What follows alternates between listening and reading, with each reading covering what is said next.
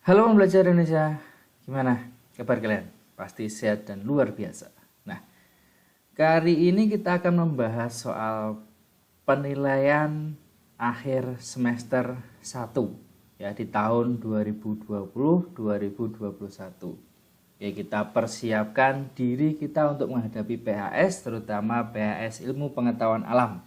Nah, kita akan membahas bagian pertama. Bagian pertama nanti akan kita bahas adalah 20 soal.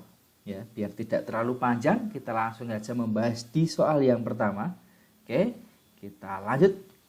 Oke, di soal yang pertama di sini berkaitan dengan gerak pada benda. Nah, untuk pembahasan gerak pada benda yang pertama di sini kita akan membahas yang namanya jarak dan perpindahan. Yang pertama di sini soal pertama adalah sebuah mobil bergerak ke utara. Nih, mobilnya ini bergerak ke utara ya. Kemudian dia berbelok ke arah timur.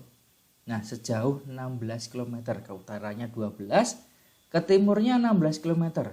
Yang ditanyakan di sini adalah jarak. Oke, jaraknya berapa dan perpindahannya berapa. Nah, jika yang kita tanyakan di sini adalah jarak, maka ketika kita mencari jarak, ya udah, ini kita jumlahkan atau seluruh panjang lintasannya ini adalah jaraknya. Jadi, kalau kita mencari jarak, ya, berarti jumlah panjang lintasan 12 ditambah 16. 12 tambah 16 berarti di sini adalah 28. Nah, kira-kira yang 28 di situ jawabannya antara A dan D. Oke, kemudian kita lihat perpindahannya. Nah, perpindahannya itu dilihat dari titik awal. Misalnya titik awalnya itu titik A, ya. Kemudian dari sampai dia titik akhir. Misalnya titik akhirnya itu B, berarti ini adalah perpindahannya dari A ke B. Ini adalah perpindahannya, jaraknya. Nah, berarti kalau kita tarik garis lurus, bidang datar ini menjadi bidang segitiga, berarti ada sisi 12, ada sisi 16, berarti sisi miringnya kita cari dengan yang namanya Pitagoras. Ingat, Pitagoras itu C kuadrat sama dengan A kuadrat ditambah B kuadrat. Nah, di sini 12 dan 16. Nah, di sini nih, kalau 12, 16 otomatis di sini lebih dari 12 atau 16. Sedangkan pilihan A itu 4 km. Jelas ini tidak mungkin. Berarti jawabannya pasti yang D. Ya kan? Nah, di sini perlu kalian lihat juga tabel Pitagoras juga, ya kan? Kalau 3, 4 berarti sisi miringnya 5 dan seterusnya. Berarti ini ada 12, 16, sisi miringnya 20. Oke, itu jawaban nomor 1. Kita lanjut nomor 2. Oke, nomor 2 di sini berkaitan dengan tabel jarak dan waktu. Berarti ada grafik hubungan. Oh, berarti nomor 2 ini kalau tidak GLB yaitu GLBB. Nah, berarti antara kedua ini, ya kan? Nah, berarti jika ada jarak dan waktu, kita lihat di sini grafiknya. Berarti kita mencari yang namanya kecepatan atau V. Ingat, kecepatan itu satuannya adalah meter per sekon. Itu berarti di sini ada meter, di sini ada sekon atau waktu. Berarti udah jarak dibagi dengan waktu. Nah, berarti ini kita bagi. Jarak dibagi dengan waktu. Yang pertama, jaraknya 4 dibagi 1. Berarti di sini kecepatannya 4. 8 bagi 2, 4. 16 bagi 3, 4. 12 bagi 3, 16 bagi 3. 16 bagi 4. 4, kemudian 20 bagi 5, 4. Oke, 4 semua. Berarti jika ini kecepatannya sama, berarti namanya adalah GLB. Ya, berarti dia gerak lurus beraturan, berarti tidak merubah atau tidak bertambah kecepatannya atau tidak berkurang kecepatannya. Oke, jadi kalau GLB kita lihat grafiknya, berarti kecepatannya itu tetap, ya kan? Kecepatannya tetap berarti dia kecepatannya datar, yang pertama adalah waktunya. Berarti kalau kita cermati di sini di grafiknya yang GLB, yang termasuk GLB, ini nggak mungkin, ya kan? Dia naik, waktunya tidak berubah, berarti ini jelas tidak mungkin. Yang B, kecepatannya bertambah. Oke, yang B ini kecepatan yang bertambah, waktunya juga bertambah, berarti ini GL BB dipercepat. Yang C, kecepatannya sama, konstan, waktunya bertambah. Oke, berarti ini yang jawabannya. Kalau yang D, grafiknya turun, berarti kecepatannya menurun. Ya, kecepatannya menurun, tetapi waktunya bertambah, berarti ini diperlambat.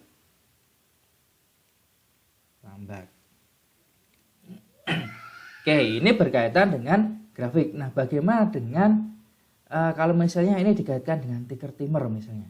Nah, kalau misalnya dikaitkan dengan ticker timer misalnya ini pitanya, ya, pitanya. Mobilnya ke arah sana, arah F-nya. Nah, berarti titik pertamanya ada di sini, ya toh. Kalau ini dikaitkan dengan ticker timer, berarti bacanya ke arah sana, arah bacanya. Nah, kalau yang di sini tadi adalah GLBB, berarti jaraknya titik-titik antara ini berarti sama. Nah, ini GLB. Kalau misalnya itu GLBB dipercepat, ya misalnya itu GLBB dipercepat, sama ya, arah gayanya ke sana ya. Oke, maka pembacanya dari sini berarti nanti dia semakin besar jaraknya. Ini GLBB dipercepat. GLBB diperlambat berarti kebalikannya, ini arah F-nya, berarti bacanya ke sana, berarti dari yang besar menjadi yang lebih rapat. Nah, ini diperlambat. Itu berkaitan dengan ticker timer. Oke, lanjut nomor 3. Nomor 3 ini langsung masuk ke fungsi rangka. Berarti kita masuk ke gerak pada manusia. Nah, berikut ini merupakan fungsi dari sistem rangka kecuali. Oke, sistem rangka. Rangka itu aktif atau pasif? Rangka itu adalah alat gerak pasif. Berarti ini jelas bukan. Berarti langsung ketemu jawabannya. Jelas tempat utama menyimpan kalsium dan fosfor, membentuk atau memberikan bentuk pada tubuh dan mendukung tubuh, melindungi organ internal. Dan satu lagi, tempat melekatnya otot, ya, ada tempat melekatnya otot. Itu untuk fungsi rangka. Nah, bisa juga ditunjukkan gambar, kemudian kalian memberi contoh atau mengidentifikasi itu termasuk fungsi apa, bisa juga seperti itu. Oke, kita lanjut ke nomor 4. Oke, nomor 4 di sini berkaitan dengan gambar prototipe tentang sendi. Oke, nah kalau sendi seperti ini adalah sendi apa? Oke, nah, jadi gerakan sendi seperti gambar, kalau kita lihat dari arahnya, ini bisa ke segala arah. Nah, kalau ke segala arah, berarti ini adalah sendi peluru. Oke, ya, jika ke segala arah ini adalah sendi peluru. Yang sendi peluru itu ada di bagian paha atas, ya toh, dengan panggul itu, kemudian ada di lengan atas. Nah, berarti di sini ada di lengan atas. Dengan menekuk lutut, ini adalah sendi engsel. Memutar pergelangan tangan, menggerakkan ibu jari berarti di sini sendi pelana. Oke, jadi yang perlu kita lihat adalah gambar-gambar prototipe seperti ini gerakannya. Kalau sendi peluru berarti dia gerakannya ke segala arah. Sendi engsel gerakannya satu arah, sendi pelana yang di ibu jari gerakannya dua arah. Kemudian satu lagi lah sendi putar yang ada di kepala, itu gerakannya memutar. Kita lanjut nomor 5. Nomor 5 ini berkaitan dengan otot. Nah, yang perlu kita lihat di sini gambar otot ini termasuk otot apa?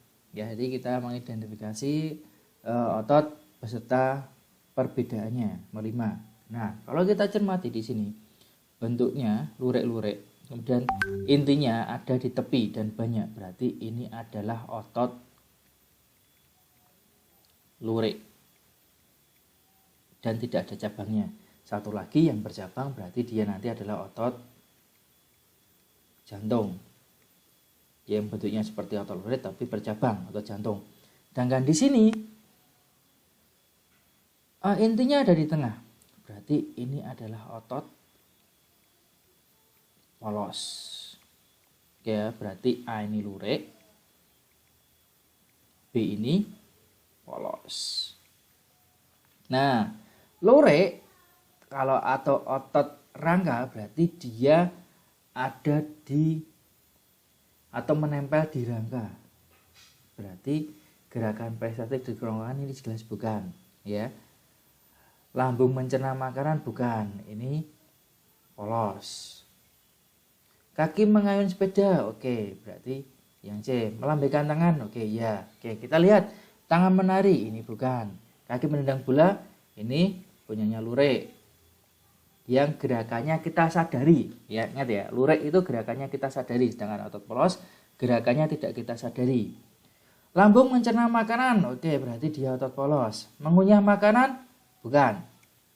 Nah, berarti jawabannya yang C. Jadi untuk otot lurik itu gerakannya kita sadari, ya, otot polos gerakannya tidak kita sadari, ada di sistem pencernaan maupun di pembuluh darah. Itu nomor 5. Oke, lanjut nomor 6. Nomor 6 masih berkaitan dengan sistem gerak pada manusia. Di sini soal tipe C1, anak-anak yang mengalami patah tulang lebih cepat sembuhnya dibanding orang dewasa. Kenapa? Nah, kita lihat kenapa anak-anak itu ketika dia mengalami patah tulang atau misalnya tulangnya retak itu mudah. Oke, kalau anak-anak itu kan tulangnya masih berkembang, ya, masih belum keras. Nah, berarti yang A ini jelas bukan, gitu. Dan otot yang masih muda itu banyak mengandung kolagen. Berarti jelas jawabannya yang B. Oke, itu yang nomor 6. Oke, lanjut saja nomor 7. Oke, di sini menjelaskan gerak pada hewan tentang bentuk streamline pada tubuh ikan. Nah, tubuh ikan itu dibentuk seperti bentuk tornado, itu tujuannya untuk apa? Oke, kalau misalnya menambah massa tubuh, berarti massa tubuh ikannya bertambah. Ya, jelas bukan, ya kan? Oke, bukan tujuannya ikan itu menambah massa tubuh, semakin besar ya semakin susah bergerak nantinya. Mencegah agar ikan bergesekan dengan makhluk hidup lain. Jelas bukan, ya kan? Bisa menghindari sendiri. Kemudian mengurangi hambatan ketika bergerak di dalam air. Ketika misalnya di depannya itu lebih lancip, ketika ikan itu bergerak otomatis hambatannya juga berkurang, ya, berarti benar ya yang C, mengurangi hambatan. Membantu ikan dalam mencari makan dalam air, oke, membantu, tapi yang lebih tepat adalah mengurangi hambatan, jadi memudahkan ikan itu bergerak di dalam air. Berarti yang C. Itu gerak pada hewan di air.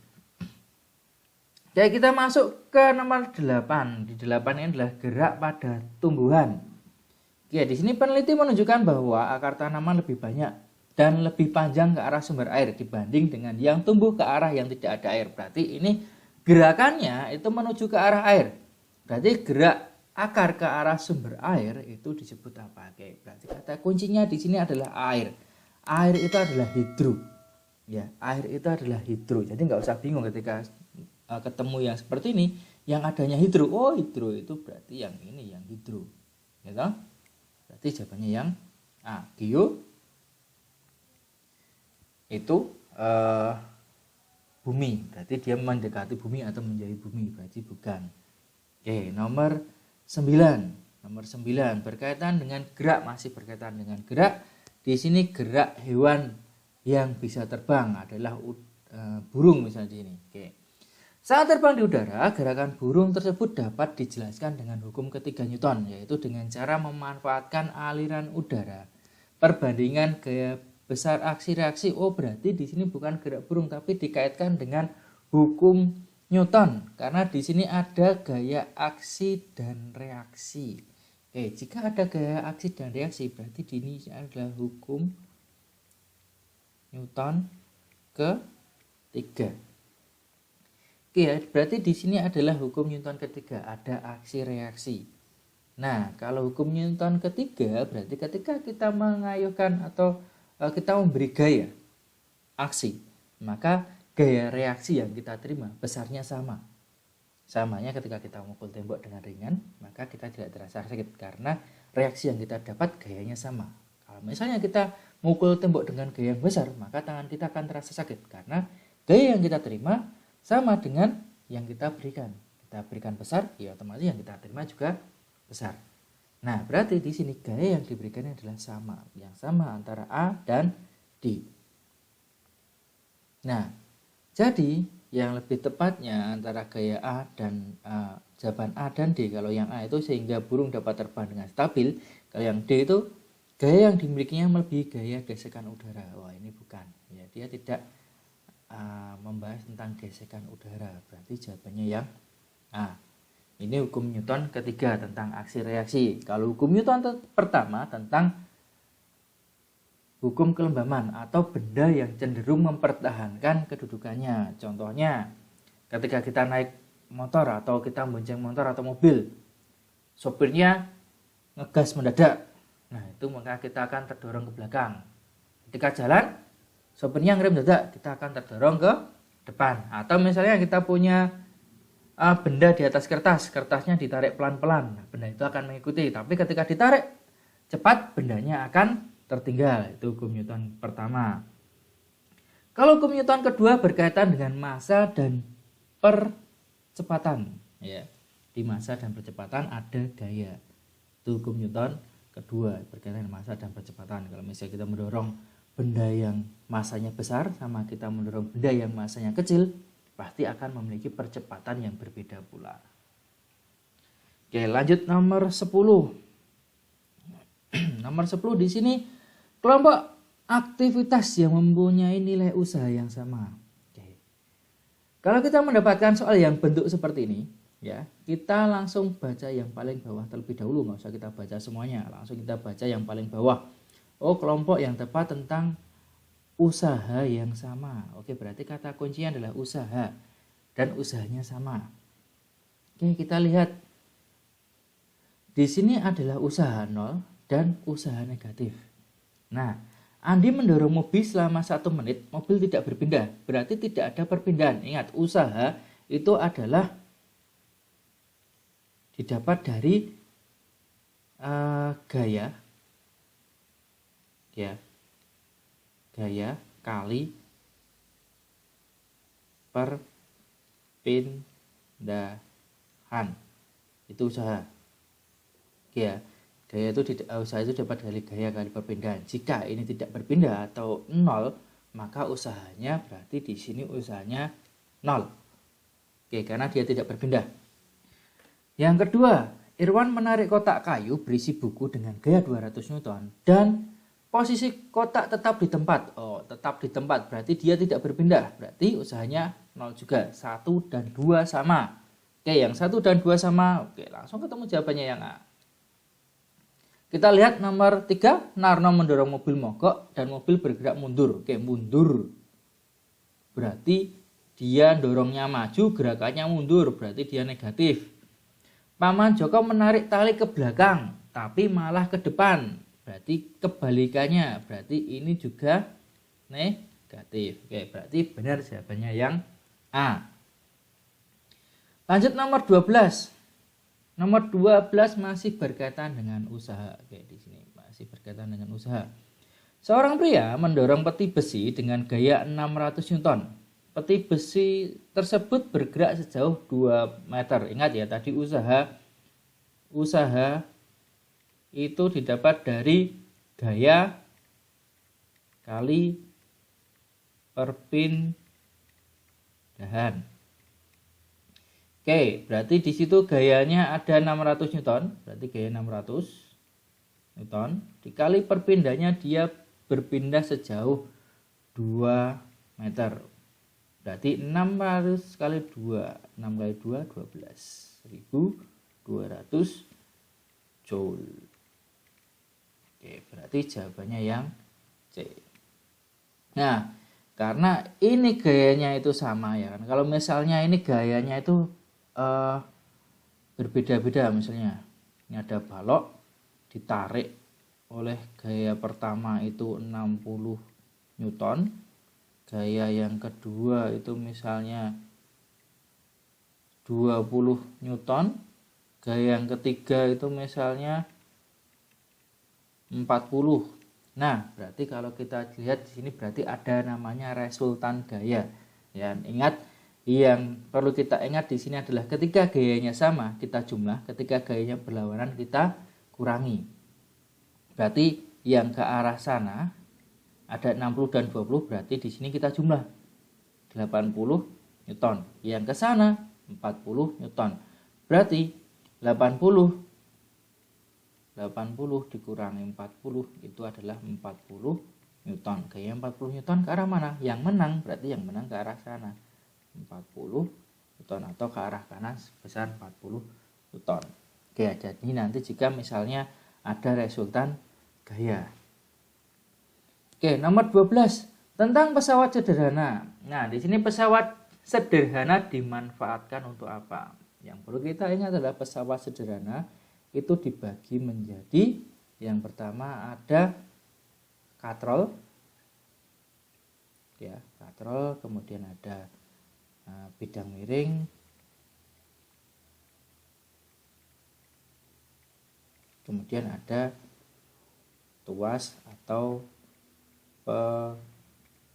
pengungkit. Nah, pesawat sederhana ini digunakan untuk memudahkan pekerjaan manusia. Nah, di situ dia mengurangi tenaga, mengurangi usaha, menambah daya atau mempermudah usaha. Yang mana kira-kira? Kalau mengurangi usaha jelas bukan, ya kan? Mengurangi bukan. Yang paling tepat adalah mempermudah usaha. Ya, mempermudah usaha. Kalau misalnya nih ketika kita ingin menaikkan atau dari atas ke bawah yang jauh, maka bisa kita gunakan yang namanya katrol, ya kan? Memindahkan dengan katrol bisa. Kemudian ketika kita memindahkan benda dari bawah ke atas truk, nah bisa kita gunakan yang namanya bidang miring. Misalnya kita memindahkan atau mau memindahkan batu yang besar, oke, bisa kita gunakan yang namanya pengungkit. Atau membuka tutup botol, memotong kuku, menggunting, itu maka kita gunakan pengungkit. Ya, yang mudah-mudah itu kita gunakan pengungkit. Oke, nomor 13. Perhatikan gambar katrol berikut. Sebuah benda tergantung pada katrol seperti gambar. Oke, di sini yang baru kita lihat adalah katrol apa? Ya kan? Oke, di sini adalah katrol bebas. Kalau katrol bebas, keuntungan mekanisnya adalah 2. Nah, jika massa bendanya berarti M-nya itu adalah 15 kg. Percepatan gravitasinya adalah 10 meter per sekon kuadrat. Berarti F-nya atau W-nya itu belum ada. Gitu? Berarti W itu bisa kita dapat dari M massa kali gravitasi. Masanya 15 dikali 10, 150 Newton. Sedangkan di situ gaya minimal berarti F-nya, F yang kita keluarkan berapa, ya? F yang kita keluarkan berapa? Sedangkan di sini keuntungan mekanisnya 2, berarti kalau beratnya itu 150, keuntungan mekanisnya 2, berarti nanti yang kita keluarkan adalah setengahnya. Berarti bisa 150 kita bagi 2. Berarti berapa? 75 Newton. Berarti F-nya itu adalah 75 Newton. Berarti jawabannya yang C. Ingat, keuntungan mekanis katrol bebas adalah 2. Katrol tetap KM-nya itu 1, ya. Kalau majemuk keuntungan mekanisnya tergantung jumlah tali. Oke, jika jumlah talinya semakin banyak, maka keuntungan mekanisnya juga akan semakin banyak. Itu untuk katrol. Kita lanjut ke nomor 14. Nomor 14 berkaitan dengan bidang miring. Oke, di sini yang dibedakan adalah perbandingan keuntungan mekanis pada bidang miring. Nah, keuntungan mekanis ini lebih mudah lagi. KM bidang miring itu dapat dari S dibagi dengan H. S dibagi dengan H. Kalau misalnya di sini ya S-nya itu 5. Ini S-nya ya. Ini adalah S atau panjang papan atau bidang miring. H itu adalah ketinggian. Berarti ini S-nya.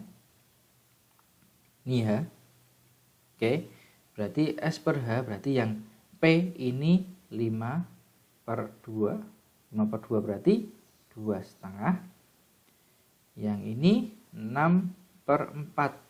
1,5. Oke, baru kita bandingkan 2,5 dan 1,5. Berarti perbandingannya adalah 5/3. Ini perbandingannya 5/3 berarti jawabannya yang C. Nah, jadi untuk keuntungan mekanis bidang miring, jika panjang bidang miringnya ini lebih panjang, maka dia akan mendapatkan keuntungan mekanis yang panjang pula. Misalnya ini 2 meter tingginya, kemudian panjang bidang miringnya 5 meter, dibandingkan dengan panjang bidang miring yang misalnya di sini 2 meter, maka 5 meter ini memiliki keuntungan mekanis lebih besar daripada yang panjang bidang miringnya 2 meter. Jadi seperti itu untuk menentukan keuntungan mekanis bidang miring. Dilihat dari panjang bidang miringnya, walaupun kelemahannya waktunya itu lebih lama. Oke, itu bidang miring. Oke, kita lanjut nomor 15. 15 berkaitan dengan pengungkit ya, pengungkit. Jika berat beban, berat beban adalah 1350 Newton, berarti ini W. Mampu diangkat dengan kuasa, F-nya adalah 450 Newton, maka panjang lengan kuasa, berarti yang ditanyakan adalah lengan kuasa. Berarti ini adalah lengan beban. Ingat, lengan beban dilihat dari titik tumpu sampai di mana beban itu berada. Ini adalah lengan kuasa. Berarti di sini yang diketahui W 1350 Newton. Kemudian ada F 450, kemudian ada LB. Ini dijadikan meter ya, 50 cm berarti 0,5 meter. Nah, itu untuk yang diketahui. Yang ditanyakan adalah panjang lengan kuasa. Nah, lengan kuasa itu bisa kita cari dengan LK per LB sama dengan W per F. Atau F kali LK sama dengan W kali LB. Nah, berarti kalau misalnya yang dicari adalah LK, maka LK dengan kuasa sama dengan W kali LB dibagi dengan F. Kita masukkan W-nya tadi 1350 Newton dikali LB-nya adalah 0,5 meter dibagi dengan 450 Newton. Oke, Newtonnya hilang ya, nanti satuan kilometer. Oke, dibagi berarti hasilnya adalah 150 meter. Berarti jawabannya adalah yang B. Sama halnya di sini nanti ketika kita menyeimbangkan ini ya, kita menyeimbangkan itu seperti apa ya, bisa kita gunakan rumus yang ini. Oke. F kali LK sama dengan W kali LB. Itu nomor 15. Kita lanjut ke nomor 16. Nomor 16 berkaitan dengan tuas atau pengungkit pada tubuh manusia. Oke, di sini yang ditunjukkan adalah ketika kaki menjinjit. Nah, ketika kaki menjinjit ini adalah tuas jenis kedua.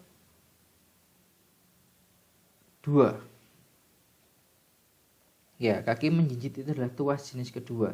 Di mana tuas jenis kedua itu beban berada di tengah.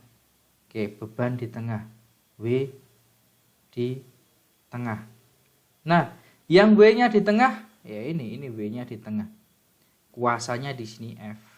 Ini kuasanya ada di sini. Titik tumpunya ada di sini, ini tumpu.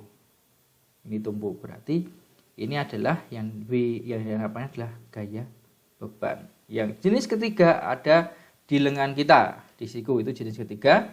Yang jenis pertama ada di bagian kepala, misalnya kepala mengenadah, itu jenis pertama.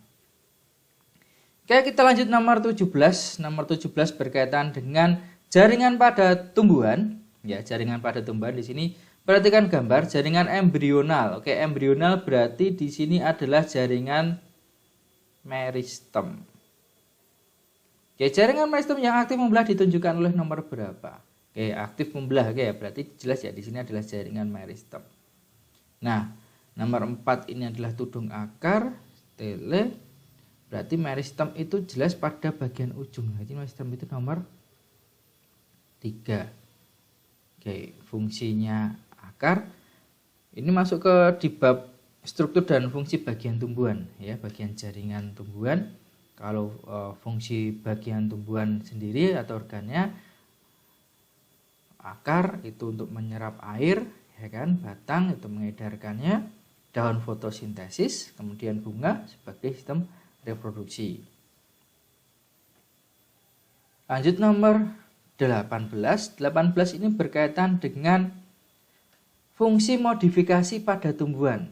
Ya, fungsi modifikasi itu bisa bagian akar, bisa bagian batang, bisa bagian daun.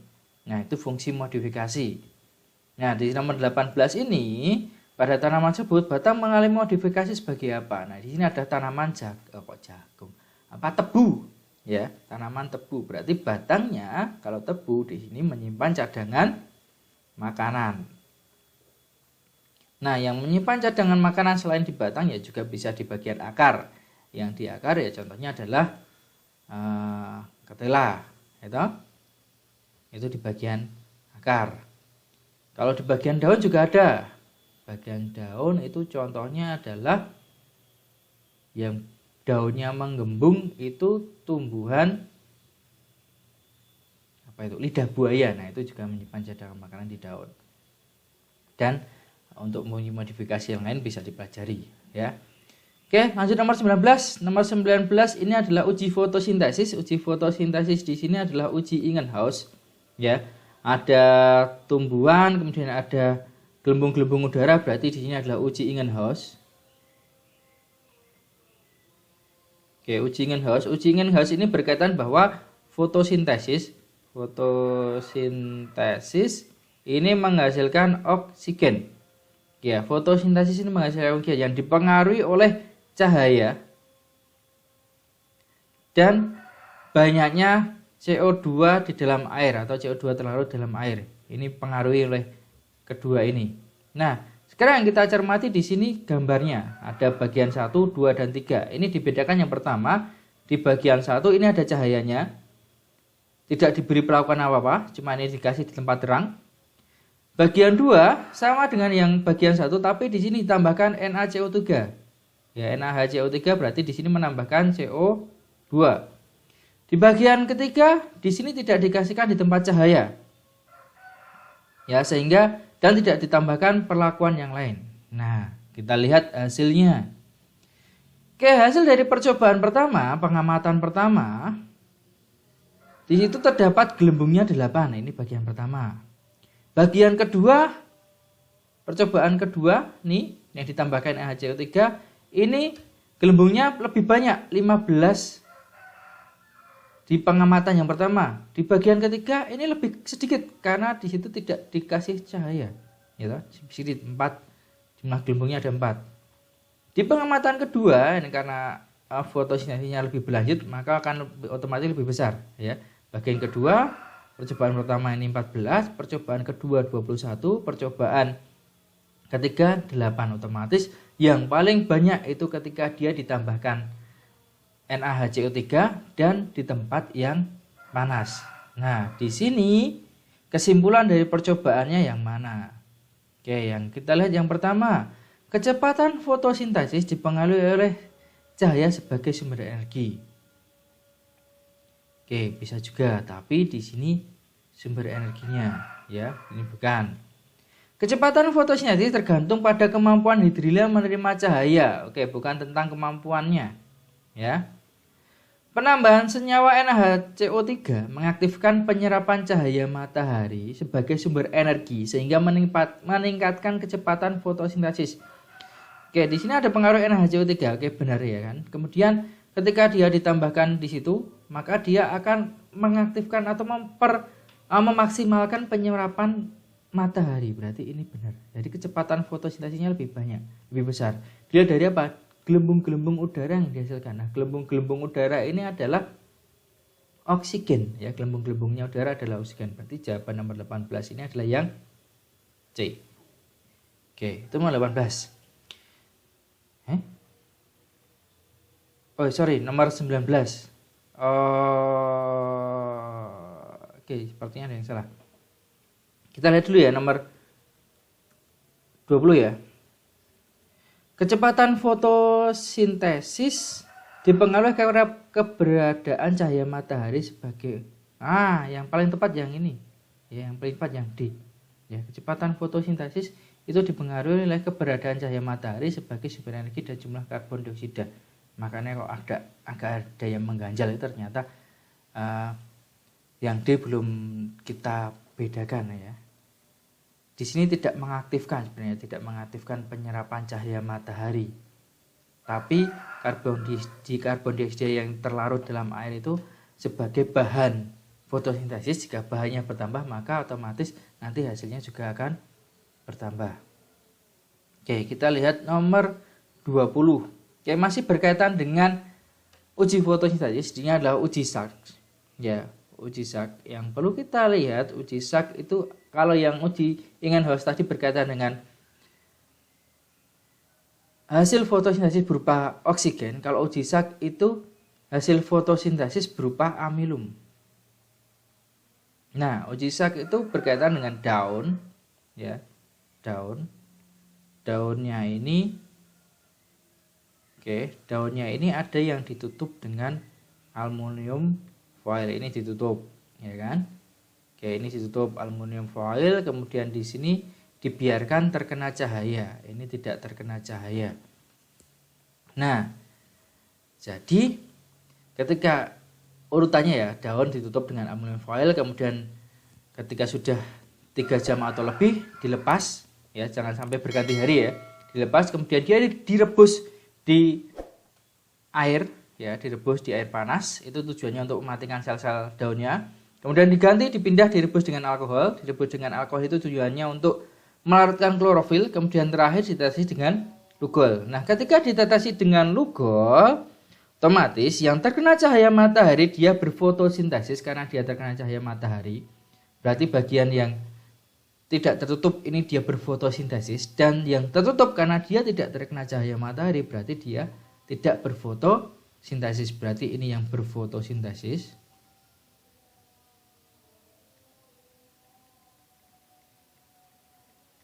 Yang di sini tidak.